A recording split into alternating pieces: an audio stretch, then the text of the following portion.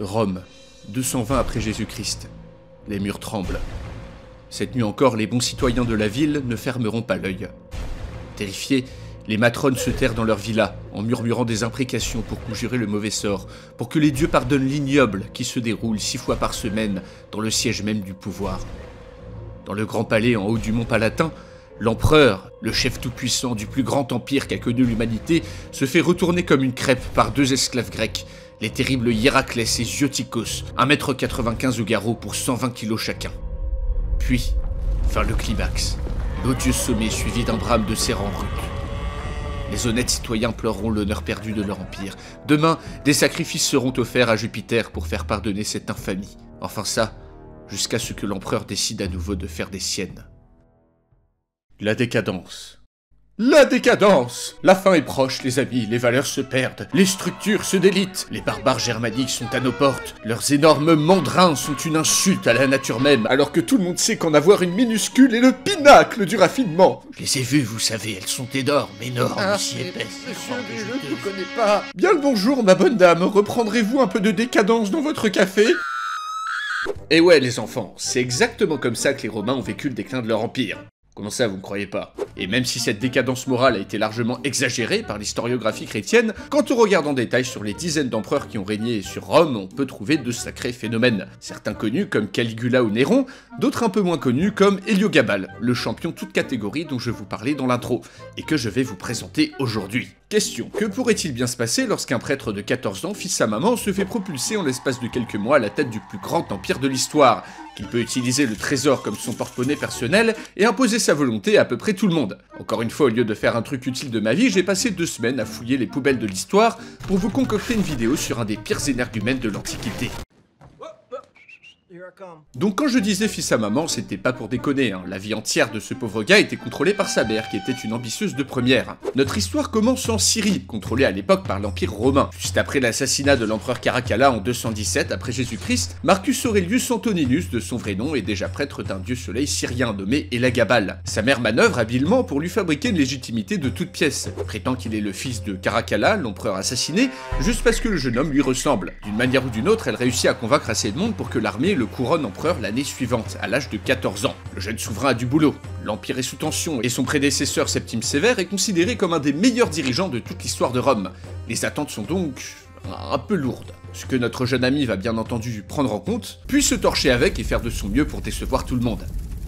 Alors les sources sont rares, pas forcément fiables, mais tous s'accordent à dire qu'en accédant au pouvoir, le jeune adolescent va très vite se désintéresser des affaires de l'État, et tout simplement péter un boulon. Il a à sa disposition la plus grande fortune du monde occidental, alors il va commencer par acheter quelques vêtements, rien de bien fou, quelques pierres précieuses, juste l'équivalent d'une vie de travail pour 95% des citoyens de l'Empire, rien de dingue. Puis les hormones frappent, et notre jeune empereur se rend compte qu'il est particulièrement porté sur la chose. Il va donc commencer à recevoir, à organiser des petites fêtes, à inviter des hommes, des femmes, à picoler un peu, voilà, le genre de truc qu'on fait quand on est un ado, quoi. Pourquoi pas lors de ces fêtes organiser une loterie? Ah, c'est drôle, une loterie avec des prix du genre à gagner, genre 10 chameaux, ah, c'est rigolo, ou alors gagner 10 esclaves, ah bon, oui, mais bon, c'est une autre époque, ou encore gagner le droit de passer la nuit dans la cage d'un ours ou d'un lion. Ouais, des bars et tout. Non, puis bon, c'est pas tout, mais ces Romains mou du zizi finissent par ne plus donner satisfaction à l'empereur, dont celui-ci veut des mâles, des vrais. L'empereur entend parler d'une rumeur. Un lutteur grec, Ziotikos, qui disposerait d'attributs d'une taille hors norme. Alors ni une ni deux, l'empereur qui commence à enchaîner les concubins, hommes comme femmes, mais surtout les hommes, va faire chercher ce lutteur et le faire accompagner à Rome avec une escorte gigantesque. Une escorte à la mesure de son énorme bille. Puis comme il s'ennuie et qu'il peut faire ce qu'il veut, il décide de faire une petite balade en chariot. Alors un chariot tiré par des chameaux, un autre jour par des éléphants qui détruisent un cimetière entier au passage. Merde, désolé les gars, 4 éléphants qui marchent sur des tombes, ça les a détruits qui auraient pu deviner. Pour me faire pardonner, je vais claquer un tiers du budget annuel pour faire donner des joutes navales dans le Colisée. Mais pas dans de l'eau, non, je vais remplir le Colisée de vin. Beaujolais, non.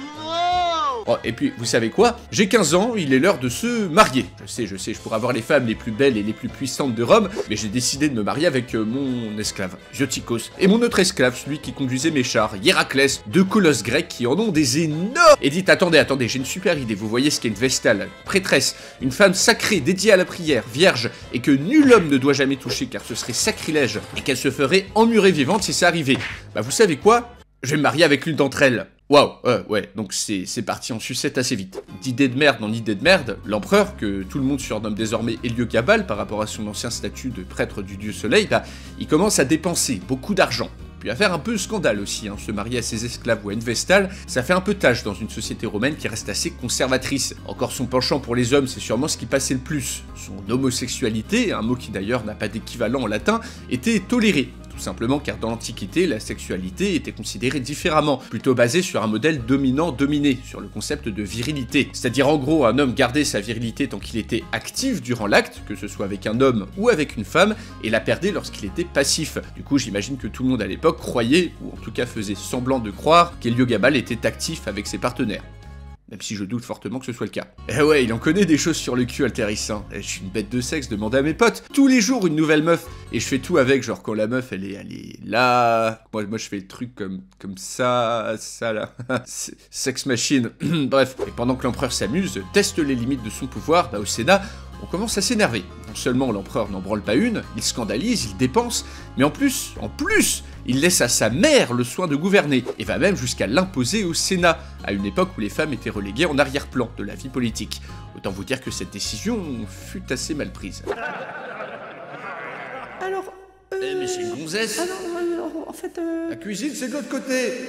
Bah oui, c'était la première fois dans toute l'histoire de Rome qu'une femme avait une quelconque fonction au Sénat. Et pendant que la maman faisait de son mieux pour se faire accepter, le fiston, lui, il avait plein de nouvelles idées. Vous voyez, l'empereur était depuis tout jeune élevé dans la foi du dieu soleil syrien, Héliogabal, dont on a parlé tout à l'heure. Alors à cette époque de l'Empire romain, la version vanilla du Panthéon avait été quelque peu améliorée. Il y avait eu des DLC de dieux qui venaient d'Orient, du Sud, du Nord, qui venaient s'ajouter sans cesse aux dieux déjà présents. En fait, on ajoutait une nouvelle divinité, et on adaptait la mythologie pour que ça colle. Et finalement, plus personne n'y comprenait grand chose. Pardon, si, il y avait une personne qui comprenait tout. Il s'agissait bien sûr de l'empereur qui, du haut de ses 15 ans et demi, s'est mis en tête d'imposer son dieu soleil aux Romains comme le dieu principal de l'univers. Allez bim, au chiotte Jupiter, bye bye Junon. Il s'est dit, je décrète, je vais tout remplacer par mon dieu, et je vais regrouper les cultes de toutes les autres divinités dans un seul temple, y compris le dieu chrétien, qui est censé être unique. Mais bon, détail.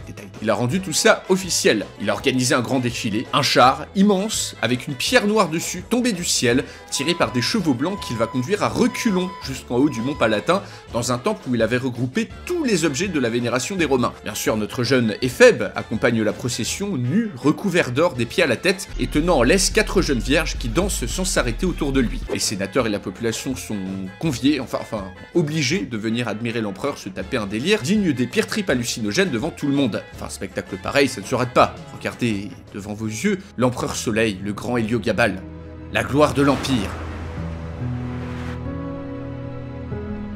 Tu es l'élu, Héliogabal. Les dieux t'ont choisi. Tu vas mener l'humanité vers un nouvel âge d'or.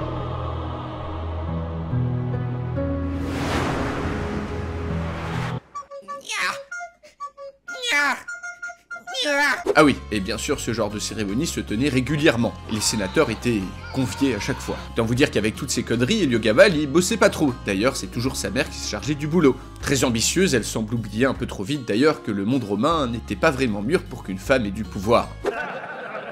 bon, écoutez, Oh là là, mais c'est qu'elle commence à nous faire chier, elle! Carius, passe-moi la vinasse. non mais ça suffit maintenant, vous respectez mon autorité, j'en ai marre. Je suis la mère de l'empereur, vous me devez le respect. Mon fils, il est un peu bizarre, d'accord, mais aussi longtemps qu'il est sur le trône, c'est moi qui commande.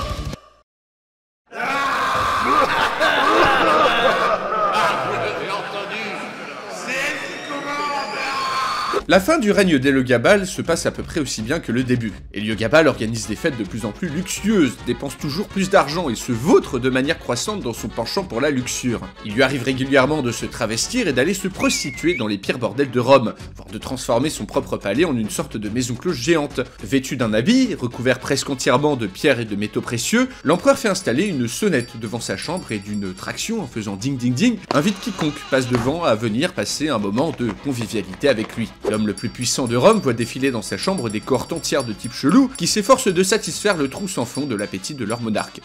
sans mauvais jeu de mots. Il va de soi que les sénateurs, déjà traumatisés par ces spectacles réguliers, ne passaient jamais devant cette porte. L'historien et anthropologue James George Fraser dira de lui « Le délicat prêtre du soleil était le réprouvé le plus abandonné qui ait jamais été assis sur un trône ». J'aime bien la formulation, je voulais vous le dire. Des rumeurs moins fiables d'orgies en public sont également évoquées par les chroniqueurs, et tout ça, ça se passe alors qu'il a moins de 18 ans. Ouais, alors c'est moralement très discutable selon nos critères, mais à l'époque, ça choquait moins qu'une femme au Sénat. Carius lâche des shots sur le forum.